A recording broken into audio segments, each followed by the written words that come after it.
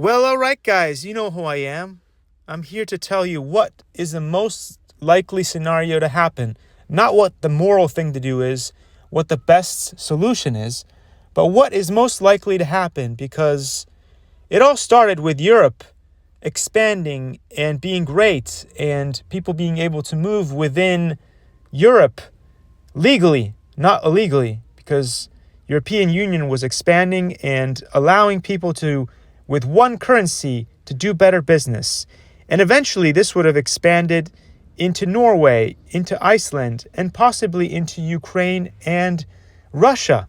But the powers that be, the control freaks, the deep state, whatever you want to call them, the UAP control group that stops us from having things that are great, like technology that would clean our air, soil, and water, that would give us something better to power our machines that doesn't go boom, decided to interfere in Joebama's administration.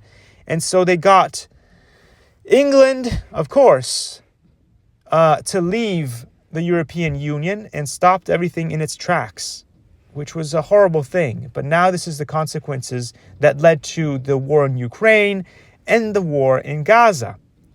So what are we to think of what's going to happen next? Well, what will happen next is they will remove the Gazans or the Palestinians from the Gaza Strip, and they will probably, whatever is left of them, because there's still likely for them, more of them to be killed between now and when this ends, is they will put them in Ukraine, or the area where Ukraine and Putin have been fighting over, because Zelensky threw away all of his cards in that last meeting.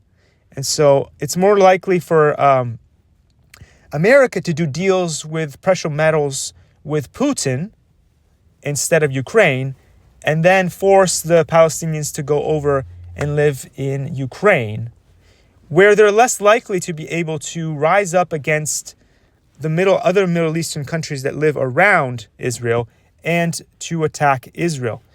If whatever is left of them is in this territory that you see here in red, then they're less likely to be able to rise up against Israel and any of the other Middle Eastern countries.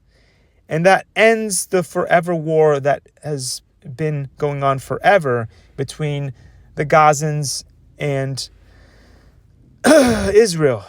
So again, this is not the most moral way to go about things. This is not the best way to go about things, but this is the most likely scenario.